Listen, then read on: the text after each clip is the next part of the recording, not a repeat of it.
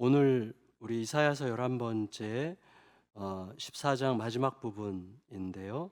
블레셋 아시죠? 블레셋에 대한 하나님의 심판의 말씀입니다.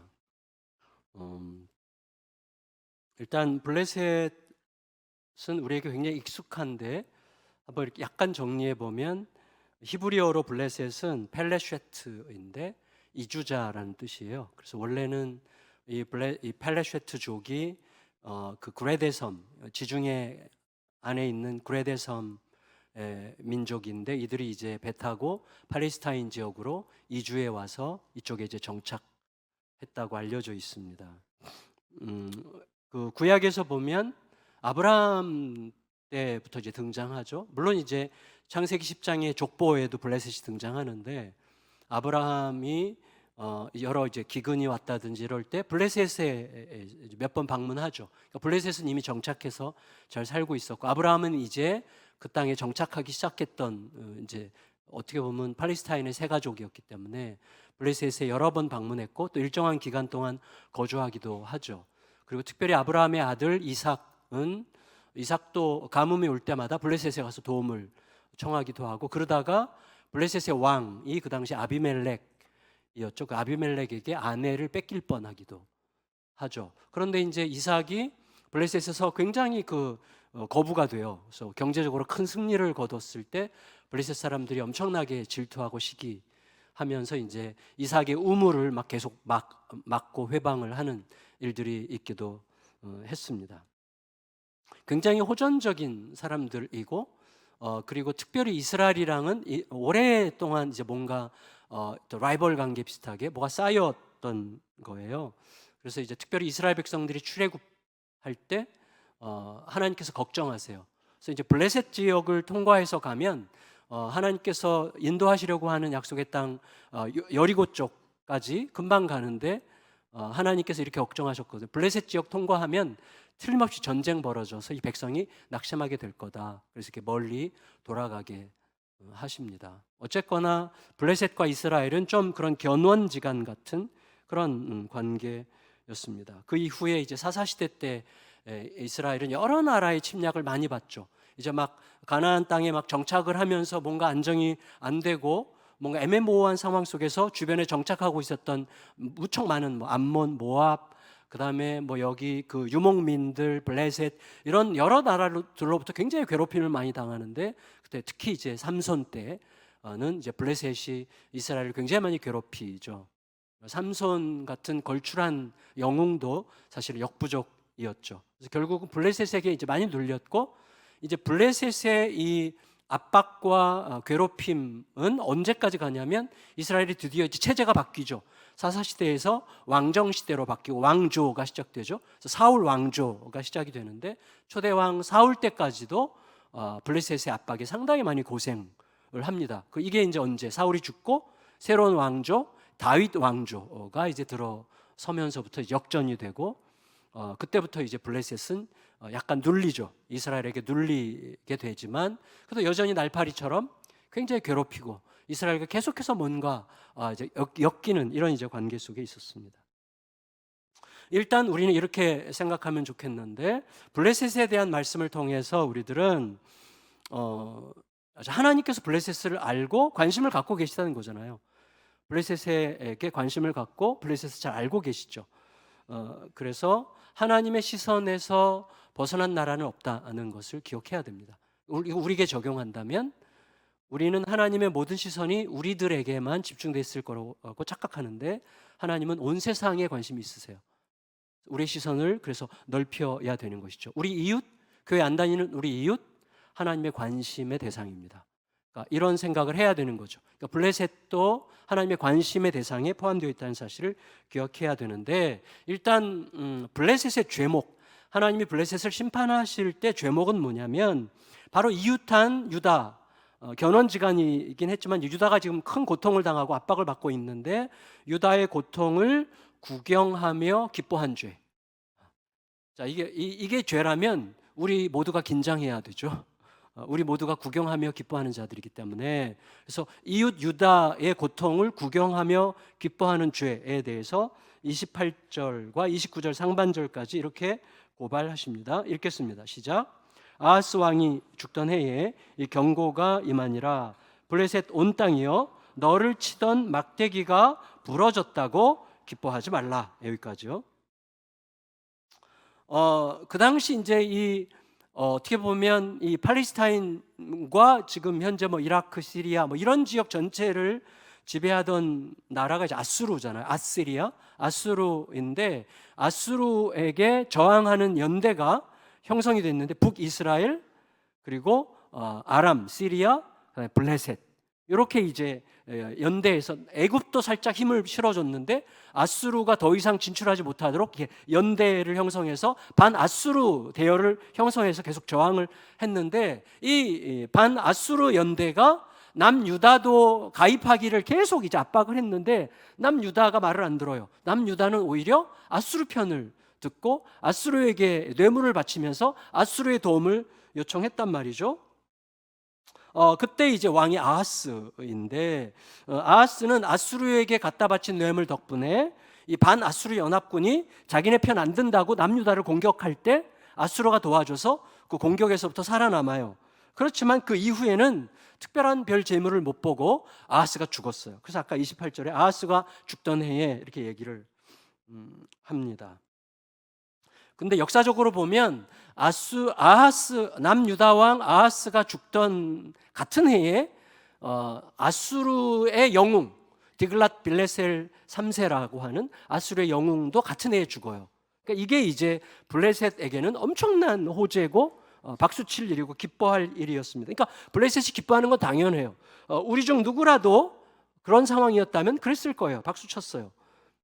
그런데 우리 중에 누구라도 그럴 수 있지만 우리 중에 누구라도 빠질 수 있는 문제가 하나 있는데 그거는 지금 블레셋이 남유다의 곤란해진 상황을 보면서 구경하고 기뻐하고 있잖아요. 그러니까 남유다가 블레셋의 구경거리가 된 거죠. 근데 우리 중 누구라도 이 상황을 기뻐할 수 있지만 그런 상황이라면 누구라도 기뻐할 수 있지만 우리 중 누구라도 빠질 수 있는 함정은 뭐죠? 나도 구경거리가 될 수 있다는 사실을 아주 쉽게 망각한다는 거예요. 여러분 누가복음 13장에서 예수님께서 이렇게 말씀하시는데 한번 같이 읽어볼까요? 같이 읽어보겠습니다. 시작. 제물을 바치다가 빌라도에게 학살당해 바치려던 제물에 자기 피가 섞인 자들이나 무너진 실로암 망대에 깔려 죽은 18사람이 너희보다 큰 죄를 지어 그런 일을 당했다고 생각하느냐? 너희도 돌이키지 않으면 다를 바 없을 것이다. 제가 약간 풀어서 쓰긴 했는데 이 말이죠. 그러니까 여러분 문제가 있어요. 그게 뭐냐면 나에게도 얼마든지 가능한 일이라는 것에 다 동의해요. 근데 몸은 동의하지 않아요. 그게 우리들의 문제예요. 이론적으로는 다 동의해요. 그렇지만 실제로 우리들의 삶은 나에게는 그럴 일이 없을 거라는 매우 안일한 안도감으로 우리가 살아요. 그 증거가 뭐예요? 참여하지 않는다는 거예요. 이웃의 고통에 참여하지 않는다는 거예요. 여전히 우리는 구경꾼으로 있는 거예요. 그 일이 나에게도 언제든지 일어날 수 있다는 사실이 나에게 진짜 실감이 나면 우리는 참여하게 되어 있습니다. 우리는 구경하고 있어요. 다시 말하면 머리로는 빠삭하게 알지만 몸으로는 동의하지 않는 거예요. 나한텐 그런 일이 안 일어날 거야 라고 믿고 살아가는 거예요.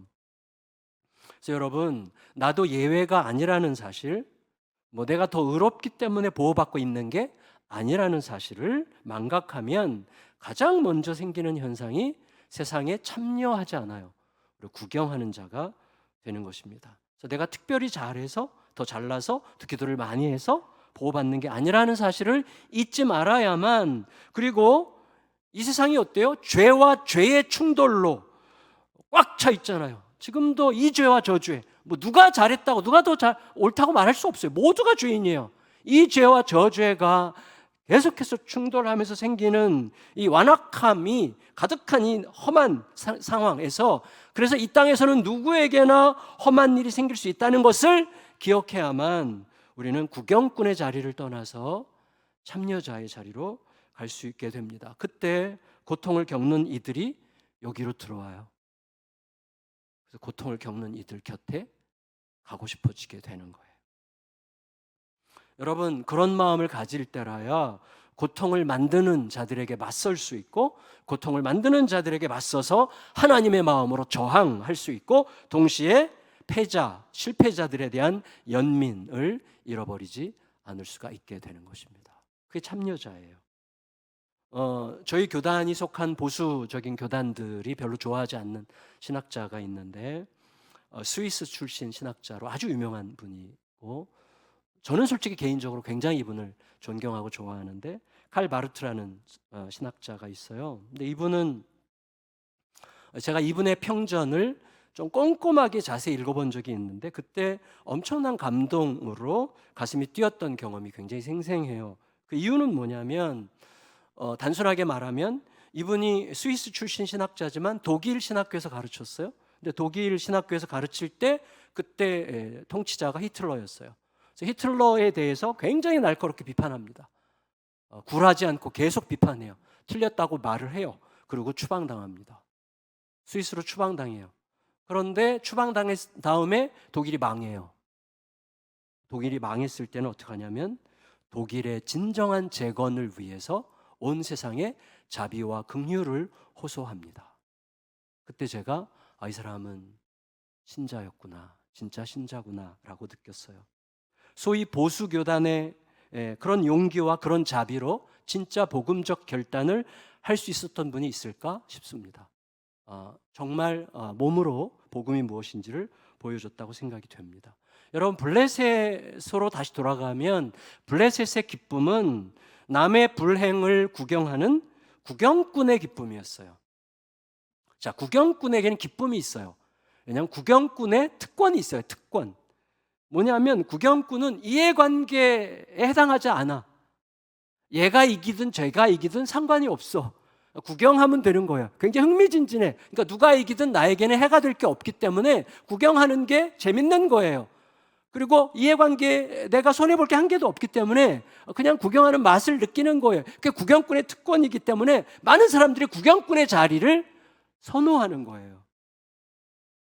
그래서 구경꾼의 특징이 뭐죠? 어디가 유리한지를 잘 살펴서 순식간에 갈아타는 거예요. 그런 면에서 구경꾼은 기회주의자입니다. 기회주의자의 가장 큰 문제가 뭐예요?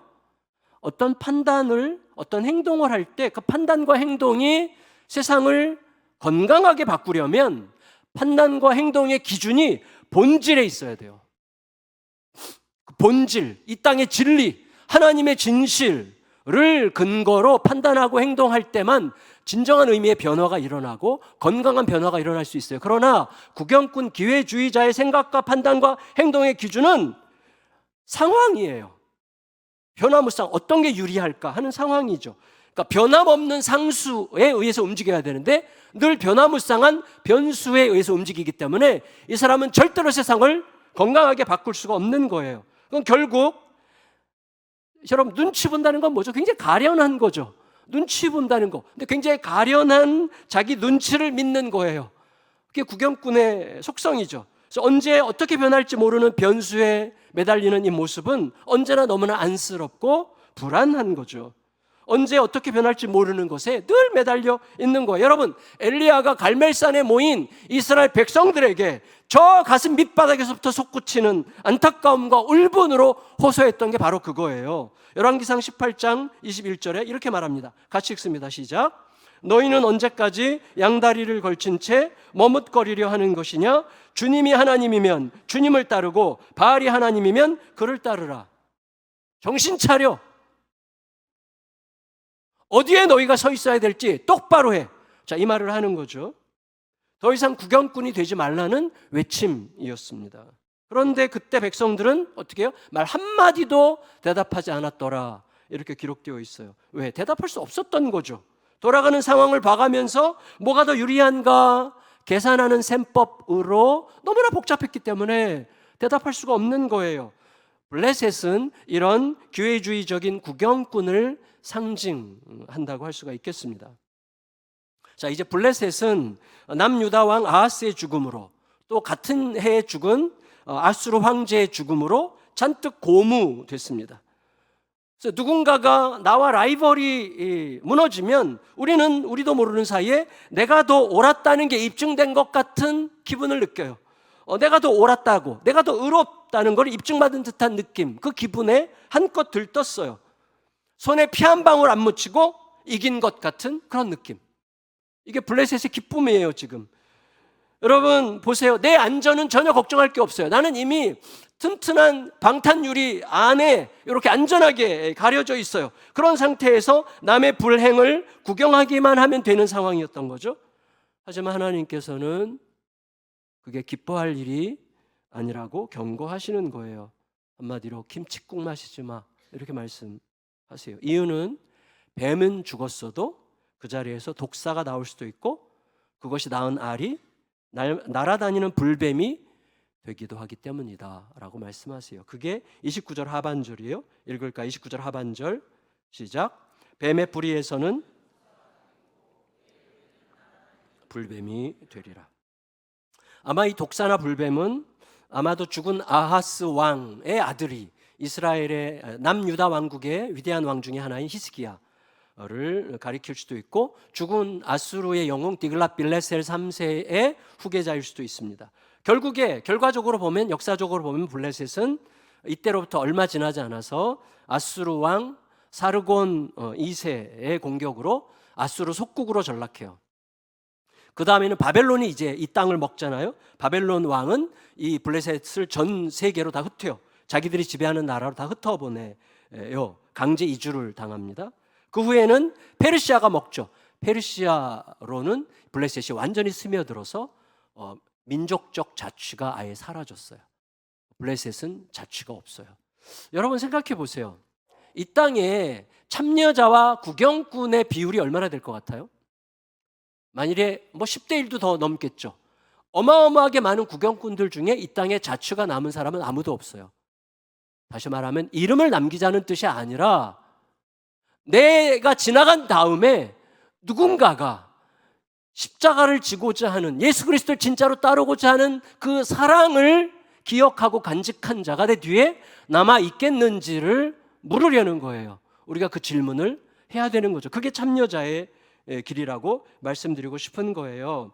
여러분, 그 대신에 블레셋이 구경하며 박수치며 비웃던 땅에서는 가난하고 궁핍했던 백성들조차 안식을 누릴 거예요. 하지만 구경하며 기뻐했던 블레셋은 굶어 죽고 칼에 베어 죽고 나라 자체가 녹아 없어져 소멸될 거라고 하나님께서 말씀하십니다. 그게 30절, 31절입니다. 같이 읽습니다. 시작. 가난한 자의 장자는 먹겠고 궁핍한 자는 평안히 누우려니와 내가 내 뿌리를 기근으로 죽일 것이요 내게 남은 자는 살육을 당하리라.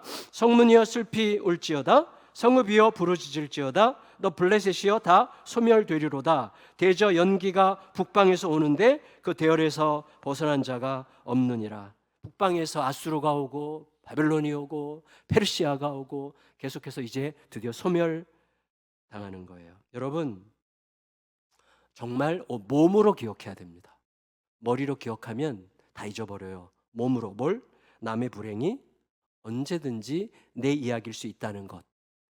여러분, 이거를 망각하면 뭐라고요? 참여자 대신에 구경꾼이 된다는 것입니다. 이건 굉장히 미련한 일이에요. 그럼에도 불구하고 우리들은 자꾸 구경꾼이 되고 싶습니다. 아까 말씀드린 것처럼 구경꾼이 갖는 특권 때문입니다. 이해관계랑 상관이 없어요. 안전한 제3자적 여유가 있어요. 구경꾼에게는 누가 이겨도 상관이 없어요. 긴장 없이 즐기거나 흥미진진하게 긴장하는 거죠. 이게 구경꾼의 권리죠. 소위 뒷담화의 매력이죠.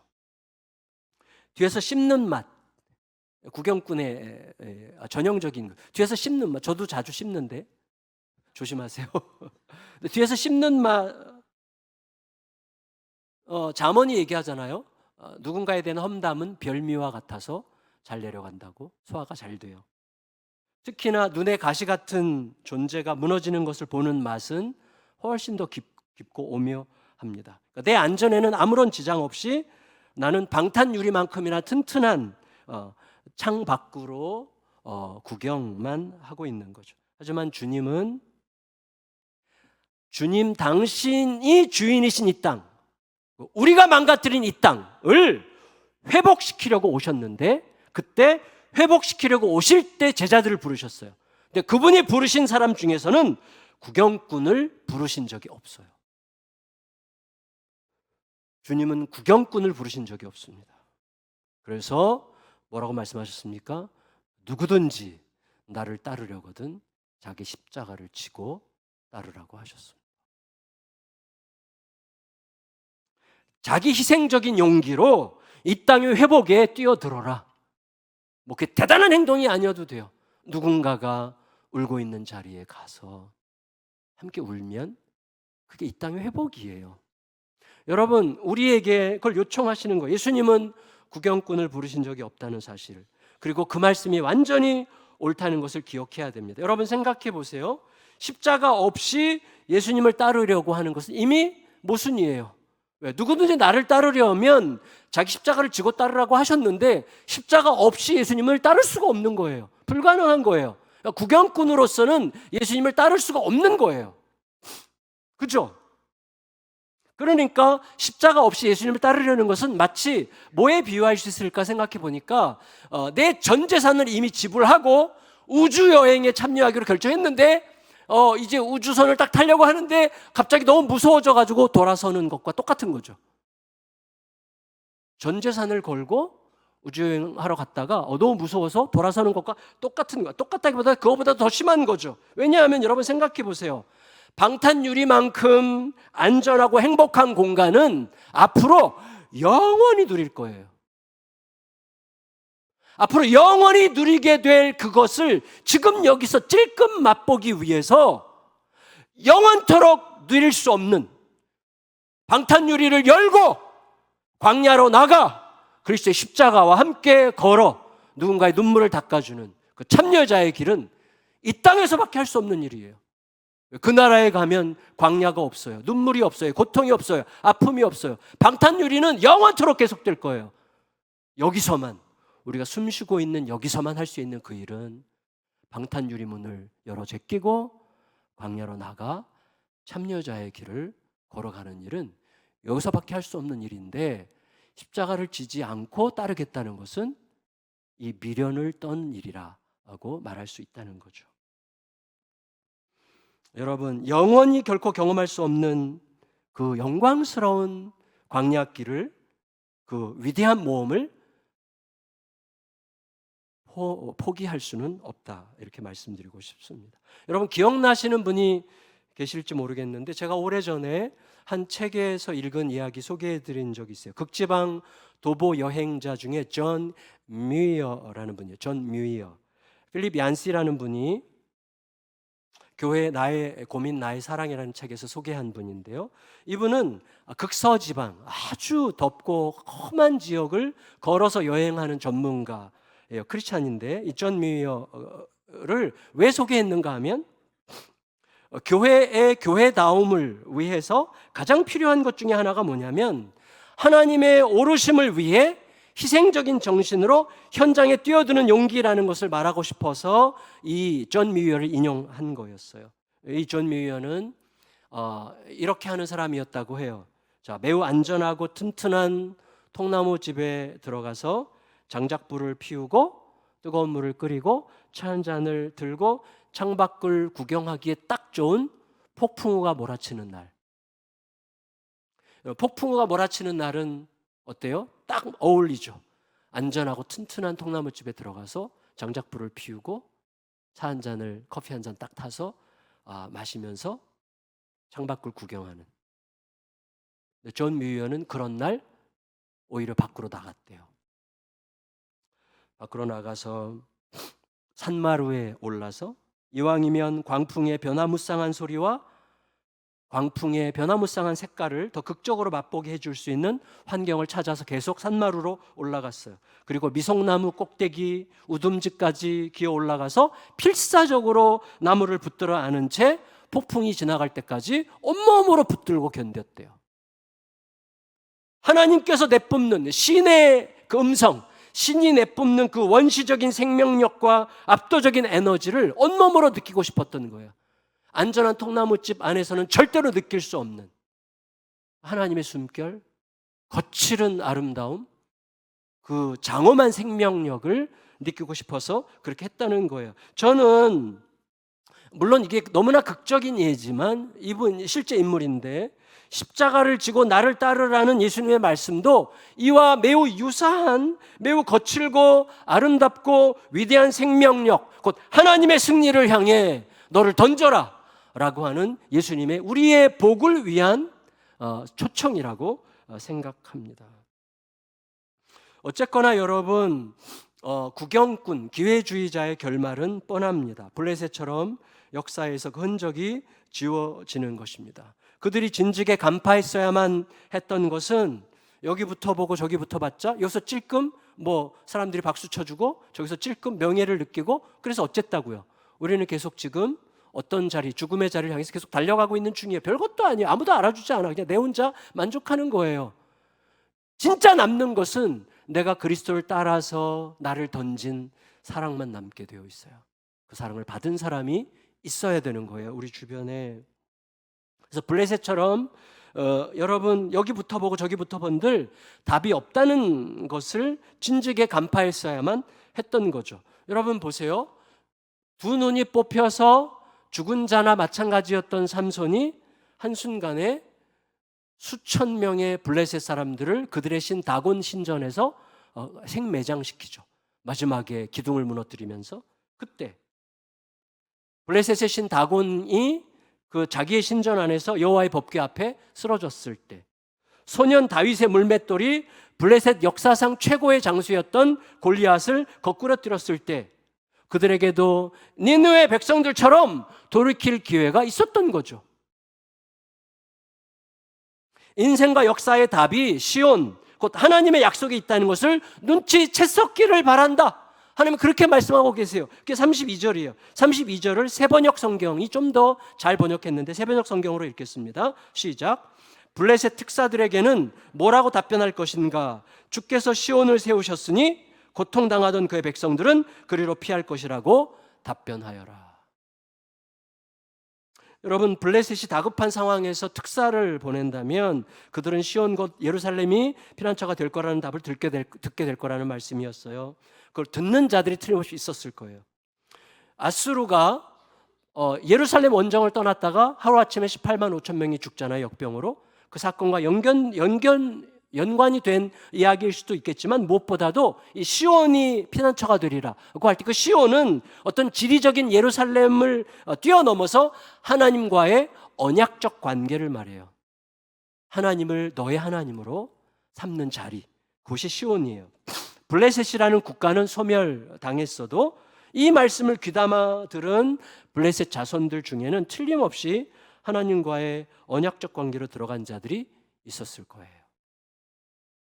저는 아마 지금 누군가의 피를 조사하면 우리 피 안에 아프리카 사람 몇 퍼센트 이때매요. 사실 세상은 다 섞여 있어요. 순혈은 없어요. 다 섞여 있어요. 제 속에 골리앗의 피는 안 흘릴 거야, 아마 제 등치를 보면. 그렇지만 다른 사람의 피가 있을 수도 있겠죠. 어쨌거나 여러분, 하나님께서는요 스가랴 선지자를 통해서 이렇게 말씀하신 적이 있어요. 스가랴서 9장 6절 7절 읽겠습니다. 시작. 내가 블레셋의 교만을 꺾겠다. 그들의 입에 묻은 희생제물의 피를 닦아주고 그들이 씹는 역겨운 제물을 그 입에서 꺼내주겠다. 그들 가운데 남은 자들은 내 백성이 되어 유다와 한 가족처럼 되며 그들의 성읍 에그로는 유다 백성으로 편입된 여부스 사람처럼 될 것이다. 이게 하나님의 마음이에요. 나는 블레셋도 구원받으면 좋겠어. 여러분, 사실 블레셋이 하나님께로 돌이킨다는 것은 김정은이 크리스찬이 되는 것만큼이나 불가능한 것처럼 느껴집니다. 하지만 아주 상식적으로 예수님께서 계셨던 시공간으로부터 2000년 이상 떨어지고 수말리 떨어져 있는 우리들이 대한민국에서 하나님을 만나 지금 하나님의 백성으로 살아가고 있다고 하는 사실을 보면 여러분, 그게 어떻게 불가능하다고만 말할 수 있겠습니까? 룻이든 무슨 라합이든 이스라엘 백성들이 출애굽할 때 따라 나왔던 수많은 잡족들이든 이들을 역사적인 예외적인 사건이라고 보면 안 돼요. 누구에게나 기회가 있었던 거예요. 하나님은 그렇게 인색한 분이 아니시잖아요. 하나님은 누구에게나 기회를 주실 수 있는 분이시죠. 여러분, 역사적으로 발견된 저는 이게 참 너무 좋은데, 제가 어떤 책에서 읽은 건데, 제가 지금 출처를 생각을 못했어요. 출처가 생각이 안 났어요. 그런데 역사적으로 발견된 각 나라의 모든 신들에 대한 자료들을 학자들이 검토하는 동안에 아주 독특한 사실을 발견했는데, 그게 뭐냐면 어떤 시대, 모든 나라에는 다 신들이 있는데, 어떤 시대, 어떤 나라의 신들 중에서도 시간과 공간을 초월한 영원한 계획을 가지고 있는 신은 없어요. 여호와 하나님밖에 없어요. 그 영원한 계획에 비추어서 자기 백성에게 합당한 삶이 무엇인지를 가르치고 그 삶을 요청하는 신은 여호와 하나님 외에는 어디에도 없다는 걸 발견했어요. 세상의 모든 신들은요, 시공간적 제약을 받았어요. 그래서 그 통치권이 우주적으로 펼쳐지는 신은 어디에도 없었어요. 오직 성경에서 말씀하시는 여호와 하나님만 완전히 차원이 다른 전망으로 세상을 바라보시고 세상을 설명하시고 세상을 해석하시고 우리에게 거기에 합당한 삶을 요청하시고 자기 백성의 행복과 만족을 위해서 꾸짖고 징계하고 기다리고 인내하고 참아주고 함께 걷는 신은 여호와 하나님밖에 없어요. 하나님의 분노조차 그의 끔찍한 사랑인 거예요. 그런 신은 없어요. 말씀을 마칠게요. 여러분, 세상은 온통 구경꾼들 뿐이에요. 그렇죠? 우리들도 아마 크게 벗어나지 않을 것 같아요. 구경꾼이 너무 많습니다. 제가 어릴 때 생각이 났는데, 요새 아주 유행하는 드라마 폭삭 소가수다라는 게 유행한다고 하는데, 제가 보니까 거기 뽀빠이라는 과자가 이렇게 보이더라고요. 저도 어릴 때 뽀빠이 아시죠? 라면땅인데,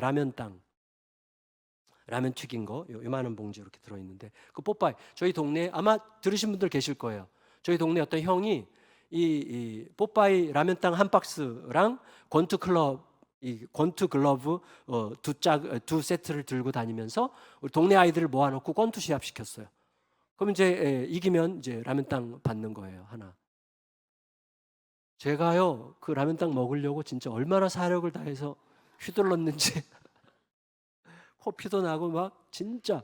근데 그때 제가 제 가까운 친구 광국이라고 있었는데, 광국이랑 우정이 깨졌어요, 그날. 걔가 응원을 하는데 이렇게 응원했어요. 이기는 편 우리 편, 이기는 편 우리 편, 이렇게 응원을 했어요.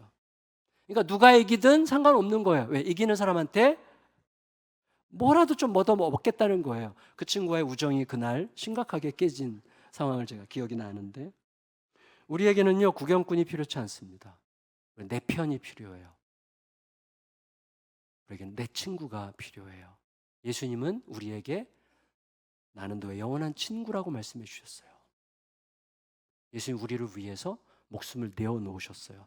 근데 우리는 언제까지 구경꾼의 자리에 있어야 되겠습니까? 그 사랑 받아놓고. 하나님이 자기 목숨을 걸고 사랑을 쏟아부어 주시고 우리를 친구라고 하신 그 사랑을 받아놓고 우리가 언제까지 구경꾼의 자리에 있어야 되겠습니까? 여러분, 우리들의 이웃은 절대로 구경거리가 아닙니다. 우리의 이웃은 나와 우열의 관계를 가리고 상대적인 만족감을 즐기도록 내 앞에 어떤 도구와 수단으로 있는 게 아니에요. 이웃은 선물이에요. 선물. 특별히 어려운 이웃일수록 선물입니다. 여러분, 지난 수요일 날 큐티 본문이 뭐였어요? 부자와 나사로였죠. 부자의 가장 위대한 선물은 거지 나사로였어요. 여러분 보세요. 부자는 잘못한 게 없어요. 그냥 부자야. 날마다 화려하게 놀고 먹어도 될 만큼 풍성한 재산을 가진 게 뭐 죄입니까? 우리도 다 부러워요. 우리도 그렇게 살고 싶어요. 모두가 부러워해야 할 만한 자예요. 하지만 그의 불행은 뭐예요? 그가 가장 대수롭지 않게 생각했던 대상, 날파리처럼 귀찮고 거슬리는 대상, 대문 앞에 버려진 거지 나사로가 내 사랑을 확장하고 내 경계선을 부수고 나에게 사랑을 가르칠 수 있는 너무나 위대한 선물로 거기 있었다는 사실을 망각한 게 이 부자의 가장 큰 불행이었죠. 나사로는 그의 선물이었어요. 그가 나사로를 통해서 사랑을 확장하는 법을 배웠더라면 그런 다른 길을 갔겠죠. 여러분, 제가 영화 하나를 좀 더 개방해서 여러분을 기분 나쁘게 하려고 그러는데, 뭐 대부분이 안 보실 가능성이 많은 영화예요. 안 보실, 거의 99%는 안 보실 거예요. 안 보셔도 돼요. The Old Oak라는 영화인데, 오래된 뭐 오크가 뭐죠? 참나무인가? 하여튼 그건데, 그 어떤 펍의 이름이에요. 펍이 우리는 요새 뭐 맥주집 뭐 이런 거 펍이라 그러는데, 사실은 영국에서 시작된 그 펍은 마을 회관 같은 곳이에요. 마을 회관. 그래서 뭐 이렇게 막 동네 어른들, 애들까지 애기 업고 가서 막 거기서 막 가서 뭐 이렇게 음료수 마시면서 얘기하는 곳을 펍이라고 하거든요. 원래 펍이라는 게 퍼블릭의 준말이에요. 퍼블릭한 공간이라는 뜻이거든요. 근데 어쨌거나 이제 이 영화의 배경은 어떤 과거의 탄광 마을일 때는 돈이 돌죠. 그러니까 그 마을이 굉장히 활기차던 동네인데 폐광이 됐어요. 그러니까 마을에서 활기가 다 사라지고 사람들은 어쩔 수 없이 그 동네에 이제 살고 있는 거예요. 그러니까 모두의 삶이 고되고 퍽퍽해요. 사람들의 마음이 다 활기를 잃어버렸어요. 그런데 설상가상 그 마을에, 그 힘들게 사는 마을에, 겨우겨우 사는 마을에, 희망이 다 사라진 마을에 시리아 난민들이 이주를 해와. 몇 가정이 시리아 난민들이 이주해 오면서 긴장감이 감돌기 시작해요. 우리도 살기 힘들어 죽겠는데, 니네까지 와서 지금 우리를 이렇게 힘들게 하냐? 뭐 이런 이제 시선이 있는 사람들이 있고, 대부분은 구경꾼이에요. 근데 거기에 몇 사람이 참여자가 돼요. 그 펍의 주인 이름이 발렌타인이에요. 이 발렌타인이 나이가 좀 든 분인데, 그 시리아 난민들 중에 한 젊은 자매와 우정이 시작이 돼요. 무슨 카메라를 계기로 해서 우정이 쌓이고, 그리고 선의를 베풀고, 그 시리아 난민들에게 이야기를 들어주고 교제하면서 점점 우정이 깊어져요. 남녀 관계 그런 게 아니에요. 두 사람은 오해도 받고, 마을 사람들은 이 발렌타인을 막 협박하면서 우리가 이 펍 아니면 우리가 갈 데가 어디 있어? 저 시리아 저 보기 싫은 저놈들 맨날 여기 들어오게 해서 우리 갈 데가 없잖아? 막 이렇게 불평하면서 막 발렌타인 엄청나게 협박을 하거든요. 그래도 발렌타인은 끝까지 자기 길을 갑니다. 그리고 시리아 난민들을 위한 축제를 벌여줘요. 그 펍에서.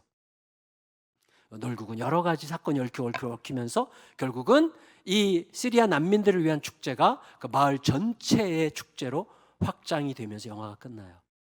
다시 말하면 이 시리아 난민들은 그 마을을 힘들게 하기 위해서 날라온 날파리들이 아니라 마을이 잃어버린 축제를 회복시켜주기 위해서 온 선물이었던 거예요. 켄 로치라는 이 감독이 이게 실화를 배경으로 한 건데 이런 영화를 참 잘 만드는 분이세요. 근데 어쨌거나 여러분 기억하십시다. 예수님은 이 땅에 구경꾼으로 오시지 않았습니다. 예수님은 죽으러 오셨습니다. 자기를 완전히 던져서 우리를 살리려고 오셨습니다. 지금도 구경하고 계시지 않습니다. 성령을 통하여 함께 신음하십니다. 스데반이 죽을 때 예수님은 일어서셨습니다. 우리와 함께 울고 함께 웃고 내내 우리의 성숙을 기다리면서 우리의 삶 깊숙이 관여하며 우리와 함께 이 땅의 회복에 참여하고 싶어 하십니다. 우리에게도 구경꾼의 자리에서 나와서 함께 자라가는 자리에 같이 설레라고 오늘도 말씀해 주십니다. 우리 모두가 그 복된 길을 너끈히 살아내면서 내 인생을 돌아볼 때 맞아. 가장 위대한 시간은 바로 그때 구경꾼의 자리를 뛰어넘어서 내가 거기에 참여했을 때였다는 걸 알게 됐어. 그렇게 기억할 수 있는 우리 이웃의 눈물과 아픔에 우리가 외면하지 않고 함께하는 거룩한 인생으로 우리의 삶이 펼쳐지게 되기를 예수님의 이름으로 축복합니다.